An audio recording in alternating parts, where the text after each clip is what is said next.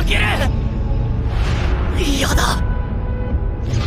俺は Seperti yang kita ketahui, Isagi Yoichi mempunyai harapan besar untuk menjadi seorang striker kelas dunia, dan Blue Lock menjadi tempat yang tepat untuk mengasah kemampuan tersebut, membantu mengasah skill dan insting Isagi untuk menjadi seorang striker, dan tentu saja menempa secara fisik dan mentalnya juga.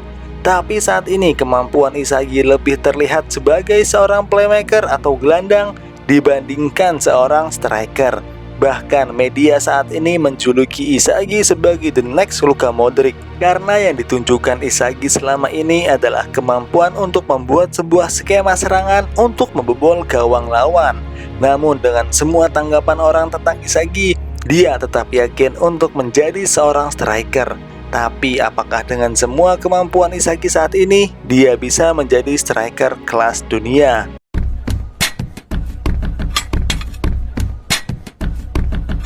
Dalam anime Blue Lock, setiap pemain diharuskan untuk menciptakan sikap egois mereka masing-masing agar pada saat pengambilan keputusan di lapangan, mereka tidak ragu dan melakukan semuanya dengan maksimal. Tapi selain itu, kemampuan untuk menjadi seorang striker tidak kalah penting. Seorang striker setidaknya mempunyai kemampuan yang baik dalam dribble, kontrol bola, menembak bola, dan sundulan serta positioning yang baik. Lalu, apakah dengan kemampuan Isagi saat ini, dia mampu untuk menjadi striker terbaik? Dan berikut adalah kemampuan Isagi yang dia kembangkan di Blue Lock. Yang pertama ada direct shoot. Ini adalah kemampuan Isagi untuk mampu menembak bola secara langsung ke arah gawang tanpa melihat dari mana arah datangnya bola dan tanpa mengontrol bola tersebut terlebih dahulu. Yang kedua ada off ball movement atau pergerakan tanpa bola. Dengan kemampuan ini, Isagi mampu melakukan positioning dan menempatkan dirinya dengan sangat baik dengan cara memanfaatkan titik buta dari pandangan lawannya untuk bergerak ke area yang kosong sebelum disadari oleh pemain lawan. Yang ketiga ada refleks. Selain memiliki positioning yang bagus, Isagi mempunyai refleks di atas rata-rata. Dia mampu merespon dengan cepat semua pergerakan dari tim lawan. Yang keempat ada space awareness. Ini adalah kemampuan untuk peka terhadap semua yang terjadi di sekitarnya, di mana dengan kemampuan ini Isagi mampu memprediksi cara untuk mengcounter pergerakan lawan dan mampu menciptakan skema serangan balik untuk mencetak gol. Yang kelima ada vision.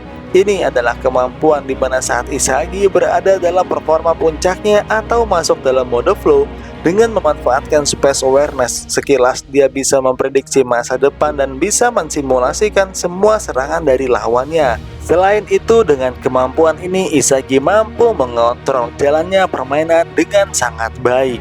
Yang keenam ada meta vision.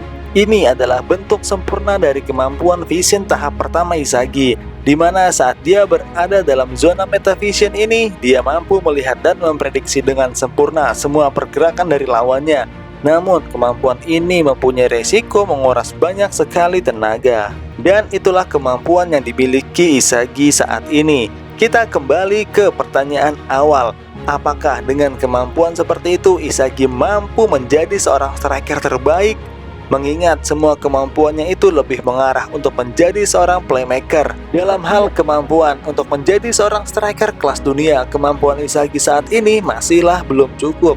Karena Isagi hanya kuat dalam menyusun puzzle, maksudnya menyusun skema serangan. Sementara dalam kemampuannya dalam dribble masih dalam tingkatan yang rata-rata dan tidak bisa dibandingkan dengan Bachira kalau urusan dribble atau dalam urusan mengontrol bola. Isagi pun masih dalam tingkatan yang biasa-biasa saja jika dibandingkan dengan Nagi. Kontrol bola Isagi masih terlalu jauh. Oleh karena itu, apakah dengan kemampuan Isagi saat ini dia bisa menjadi striker kelas dunia? Jawabannya adalah bisa. Jika Isagi memaksa untuk menjadi seorang striker, dia akan menjadi striker seperti Filippo Inzaghi. Striker yang mempunyai kemampuan positioning yang sangat bagus dan sampai-sampai dia dikatakan kalau dia hanyalah pemain yang beruntung karena selalu dalam posisi yang sempurna untuk mencetak gol. Jika dibandingkan dengan para striker hebat di generasinya, seperti Batistuta yang memiliki tendangan geledek, Ronaldinho yang mempunyai dribble hebat, Thierry Henry yang mempunyai lari yang cepat, dan Didier Drogba dengan sundulan mautnya. Filippo Inzaghi seolah hanyalah striker tanpa kemampuan yang mumpuni. Tendangan dan sundulannya pun biasa saja. Menggiring bola pun enggan dan lari hanya seadanya. Tapi ada satu kemampuan Inzaghi yang tidak dimiliki oleh seluruh striker top di dunia, yaitu kemampuan untuk meloloskan diri dari jebakan offside dengan positioning yang sangat tepat. Oleh karena itu, jika Inzaghi tetap memaksakan dirinya untuk menjadi seorang striker, dia akan menjadi striker seperti Filippo Inzaghi, pemain yang dikenal bukan karena kemampuannya yang hebat dalam mengolah bola, tapi striker yang hebat dalam mencari posisi. Tapi lain ceritanya jika Inzaghi memutuskan untuk menjadi seorang playmaker. Kemungkinan besar dia akan menjadi playmaker kelas dunia yang mengalahkan Kaisar ataupun Itoshi Sae. Karena kemampuan Inzaghi dalam memahami jalannya pertandingan dan membuat skema serangan dari pandangannya itu akan menjadi senjata terkuat yang dimiliki oleh seorang playmaker. Dan demikianlah video teori Blue Lock kali ini. Jika dari teman-teman ada yang ingin request teori apa lagi yang akan dibahas, silahkan komen di bawah ya. Sampai jumpa di konten selanjutnya dan terima kasih.